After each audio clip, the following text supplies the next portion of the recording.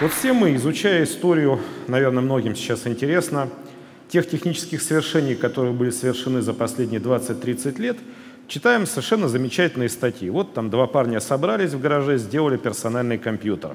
А еще кто-то собрался и сделал социальную сеть, которая теперь стоит $1 миллиард или много миллиардов. И вот мы думаем, да, вот было время, были люди, они что-то делали. Тем не менее, на наших глазах сейчас происходят гораздо более интересные вещи. Может быть, не все о них знают. Я хотел бы рассказать. Итак, система спутниковой навигации. Основы. Что такое система спутниковой навигации? Система спутниковой навигации имеет орбитальную группировку, которая состоит из нескольких спутников. Каждый спутник имеет на борту высокоточный эталон частоты с погрешностью 10-13 или лучше в современных спутниках и излучает специально модулированный сигнал, так называемый дальномерный код.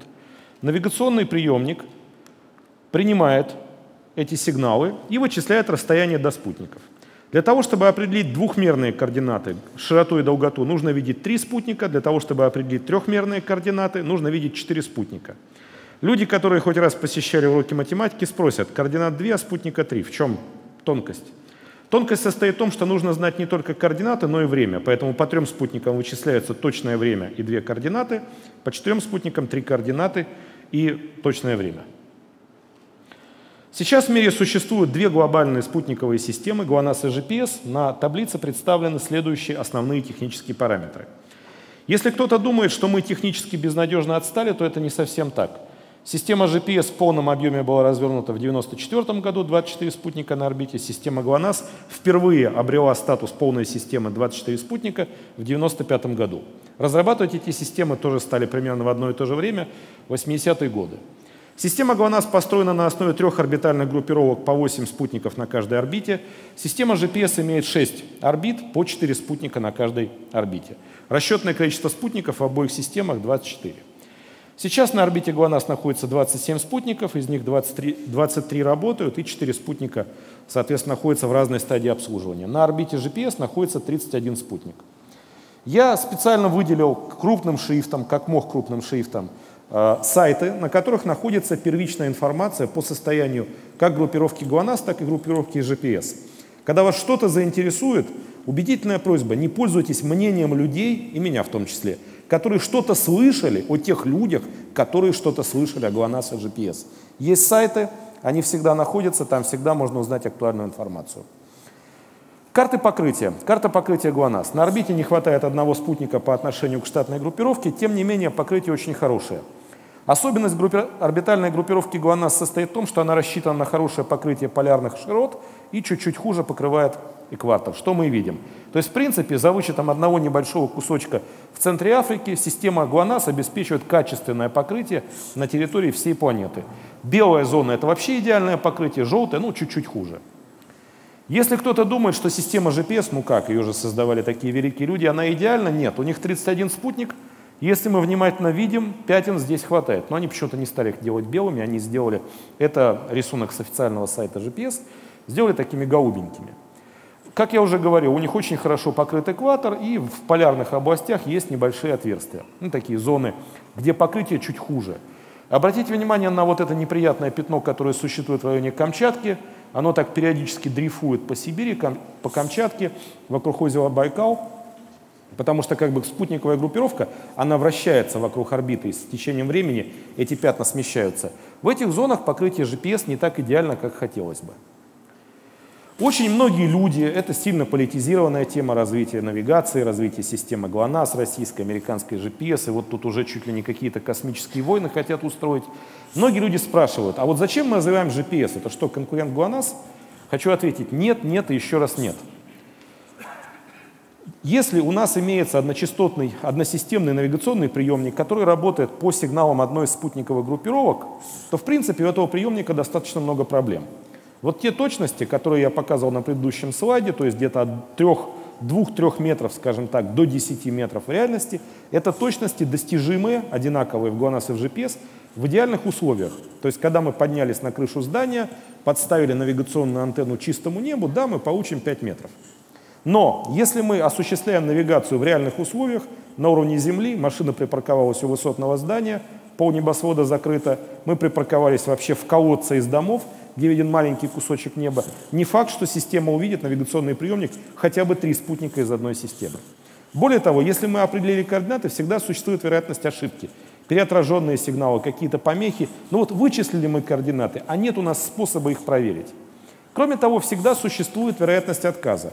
Не будем говорить про какие-то террористические угрозы, про злой умысел тех людей, которые командуют ГЛОНАСС и GPS. Всегда существует опасность достаточно мощной вспышки на Солнце, которая выведет из строя часть спутниковой группировки.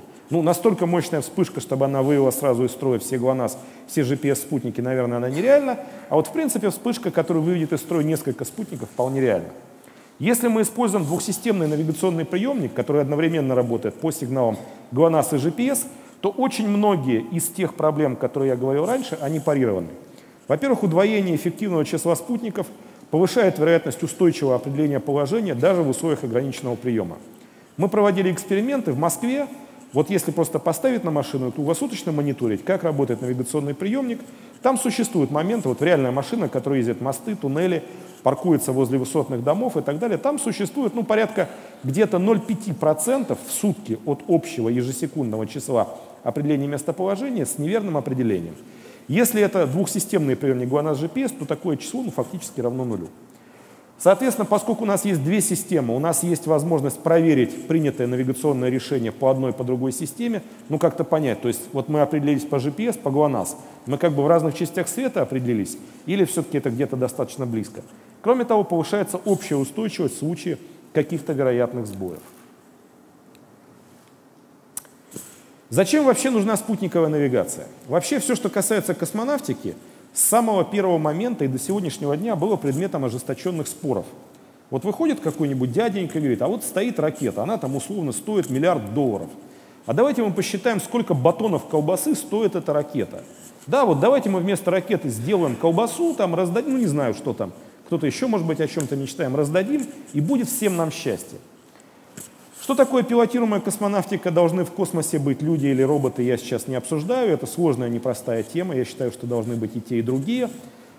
Спутниковая навигационная система является одним из ярчайших примеров того, в чем состоит польза для, собственно, простых нас, обывателей.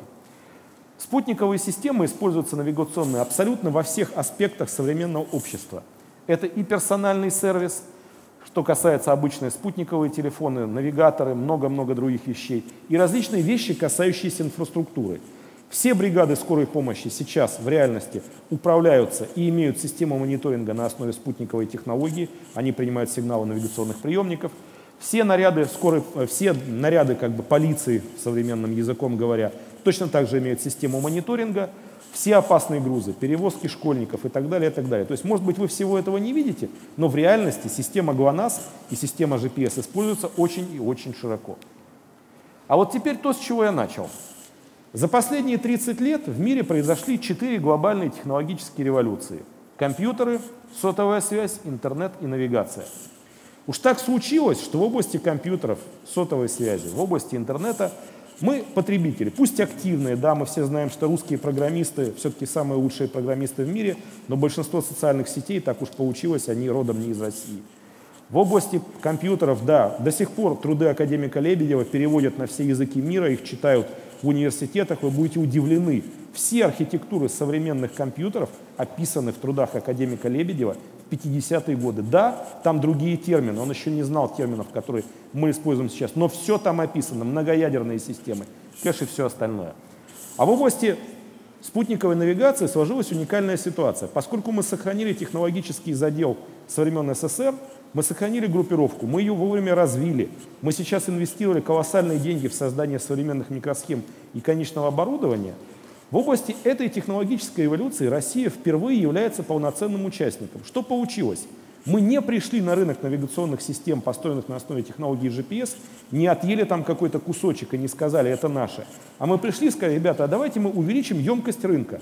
Были просто системы GPS, давайте делать GPS ГЛОНАСС. Они лучше, они качественные, они более надежные. Давайте сделаем это новое поколение, давайте представим его потребителям, и пусть люди покупают более совершенные вещи.